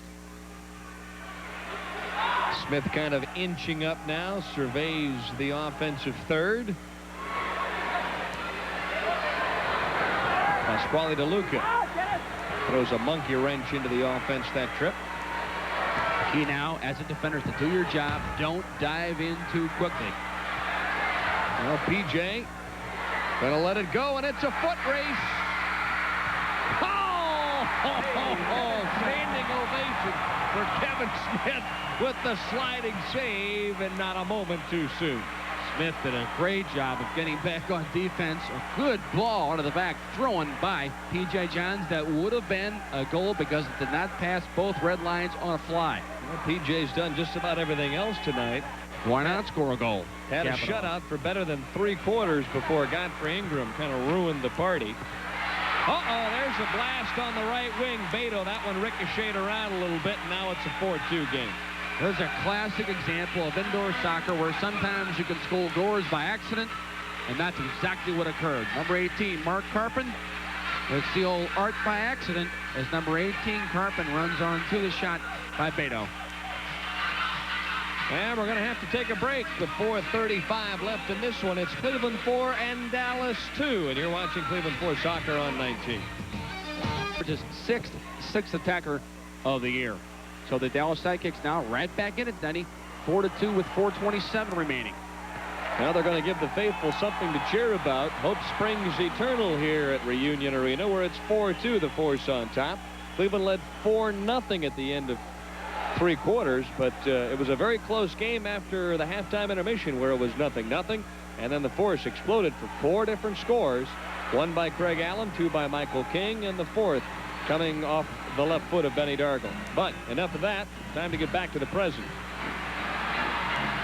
Lawson in the box. That one squirts high and up over the top. Carpin kind of just hanging around in the left wing. And that's exactly where he will stay. Number 18, Mark Carpin, deep, close to the Cleveland Force goal, especially since they had the extra attacker on the field. Here it is again. Godfrey Ingram shoots the ball, rebounds all over the place. Beto runs onto the rebound, and it simply strikes Mark Carpin. He had no concept whatsoever that that ball was going in on goal. It simply hit him in the sole of the shoe, and they record a second goal. But it doesn't matter how, only how many. 3:49 left in this one. Force returns home tomorrow morning, and they'll take on the Minnesota Strikers. Godfrey Ingram creating things, starting it with the shot. Beto hits the rebound.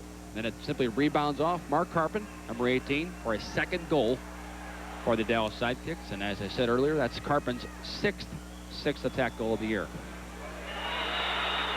There's the 3-line violation.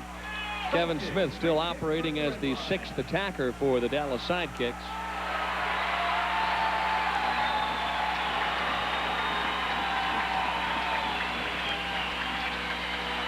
Moreland on the wing. Gets off a shot. Oh, that one's dangerously in the box. DeLuca tries to steer it aside. Hoskovy wants to get things started. But referee Herb Silva pulled it back and said, let's have the free kick taken at the side of the infraction. Which was what, 18 inches difference? PJ trying to milk the clock for every second. Well, what was a rout about 5 or 6 minutes ago has now turned into a rather interesting contest. Oh, a nice steal that time by Hoskovy. Kai gets the shot off, and I think Smith got a piece of it. Good tackling by Kai Hoskovy out of the back, not allowing Victor Voren to go forward. Lawson with a chest control. Hounded by Hoskovy. Oh, nice defense that time, and Kai just simply kicks it upfield, and hustling back goes Kevin Smith. Good tackling again by Benny Dargle. He's been all over Beto this evening, not allowing him to turn and go on goal. The fresh legs of Godfrey Ingram check in. Lawson shows for it and gets it in the left corner. 2:20 left in regulation. 4-2 Cleveland. And as is customary with 2 minutes remaining in the game, Dennis Mepham running as if the game just started. Once again, Kevin Smith. Long balls it. Oh my, Carpin in the right spot at the right time, but Benny Dargle, number 15, was right there with him. Carpin, a real goal poacher for this Dallas Sidekick squad, and as I mentioned, he likes to be close to the goal mouth, in particular in situations like this. Well, for World War II action, don't forget to turn to 19 tomorrow night at 8 as Burt Lancaster stars in The Train. Bird is out to save a trainload of priceless art from the hands of the Nazis. Turned to 19, Cinema 19, for movies as only 19 can show them tomorrow night. Burt Lancaster week, you said earlier, he's going to be on an Elmer Gantry. That's right. One of the movie classics. One of the great movies on 19. We got a great soccer game tonight, the Cleveland Force. Oh, look at this Michael King. Does he stop or no? Huh? Michael King again getting into a dangerous situation and now drawing the foul, Denny. He drew 3 players, drew the foul, and in the process gets a 5th foul called against the Dallas Sidekicks. One more, and that would be all she wrote as far as Dallas is concerned. 1:45 left in this one. 4-2 Cleveland on top, trying to win game number 24. Oh, that one went right through and almost roofed it. That's exactly what Kioski was trying to do, then he put it in that far side netting. That was close.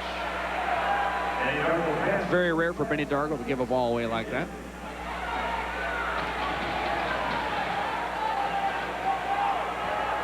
Gordon Jago shouting instructions to his troops.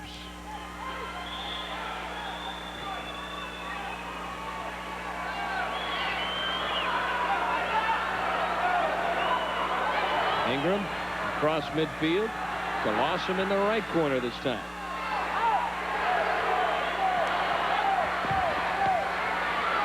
Well, PJ up to cut off the angle on the rebound that time and whistles it back one more trip. Very good save again by P.J. Johns, not allowing the rebound to come across the face of the goal. Your job is not just on the goal line. It's that entire penalty box area. It's amazing. You have to have great peripheral vision because you got players and balls coming from all different angles. Half the time you're shielded. Not an easy job. Oh, and it happens so quickly, Denny, simply because of the close proximity of the field. Everything's a bang-bang type of a play. Like that one right there. Exact case in point. Oh, my. I don't think P.J. ever even saw that one until it hit him in the midsection. Plus, he looks like Bob Feller throwing these balls out of the backfield. Well, when you're leading 4-2, you get rid of it in a hurry, and you don't really care who ends up with it. Force putting the finishing touches on their 5th victory of the season. Uh-oh, here's time to load one up, and it's the hat trick for Michael King. His 3rd score of the night, his 1st ever hat trick. Michael King with his 3rd goal of the match. Check the ball. It's probably black and blue. He absolutely pulverized that one. And there was no secret as to what he was going to do with that. Just pick out a face, see who's bravest. And he let it fly. Here it is again. Number 13, Michael King. Kevin Smith, seemingly for some reason, wants to get in front of this ball. No chance. Michael King with his 3rd of the evening. Not as adventuresome as the other 2, but certainly just as rewarding. Here's number 13, Michael King. Absolutely paralyzes Kevin Smith with this ball. 5-2 with 26 seconds remaining. Talk about having your life pass in front of your eyes in a moment. And that was it right there. 5-2, Michael King with the hat trick this evening. And boy, is that a sight for sore eyes. Radwanski runs on to one. That one stopped again. It is stopped by P.J. Johns. Boy, he's been magnificent here this evening, right down to the final buzzer. He's had a remarkable evening here tonight with lots of help. One more time. How about 4 goals? Oh, at the buzzer, King couldn't come up with a score, and Michael King was looking for one more. Well, Kingy had a night's work this evening. He wants to play a 5th quarter. Does number 13, Michael King. He almost had his 4th in the absolute waning seconds there, but he played an absolutely splendid game, as did number 24, P.J. Johns. Jay Hoffman with congratulations all around. It was a big game, a big victory for the Force here this evening, and we'll be back to wrap this one up from Reunion Arena. The final score as you see the hero of the evening, number 13, walk into the tunnel. Cleveland 5, Dallas 2, and you watched it on 19.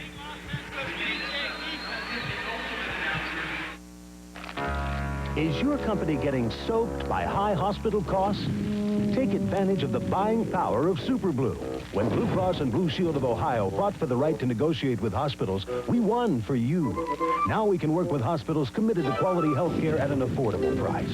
Chances are, with Super Blue, your employees can get even better hospital benefits, and your company will save money, too. Call your independent insurance agent or Blue Cross and Blue Shield of Ohio for Super Blue. From the realm of your worst nightmare comes Friday the 13th, the sequel. You won't believe your eyes when a comic book monster escapes from the page. He's come to life. To carry out his creator's plan of revenge and destruction. This thing is out there killing people. Nothing can stop it. No one is safe, and there's nowhere to hide. It's Friday the 13th, the series. Friday night at 10 on 19. Well, it took a while for the offense to get geared up, but once it did in the form of Craig Allen and Michael King along with Benny Dargle, it did wonders for this one. 5-2 the final, and nice to see the Force put some scores up on the board. Very much so. Here's the last goal by number 13, Michael King, and his third of the evening. Number 13, Michael King, beats the sixth attacker. In this case, it was Kevin Smith in goal. He had no chance. But the goals earlier on in the third quarter, manufactured by that person there, number 13, Michael King and Craig Allen, were really a pleasant surprise for the Force. They really electrified the fans here at Union with some excellent offensive output. And without a doubt, Michael King, number 13, was the Budweiser player of the game with his first ever professional hat trick, only the second hat trick on the season for the Cleveland Force. Well, Bill McDermott, thanks for your commentary, and you'll, of course, be catching a flight to Cleveland for the Dallas-Cleveland contest next Wednesday night on WOIO 19. Also, special thanks to John Kaminsky for producing tonight's telecast, for Denny Schreiner, and although with Bill McDermott and also John Kaminsky, we'll give you the final score tonight from Reunion Arena in a very nice affair for Cleveland Force fans. Cleveland 5 and Dallas 2. So long, everybody.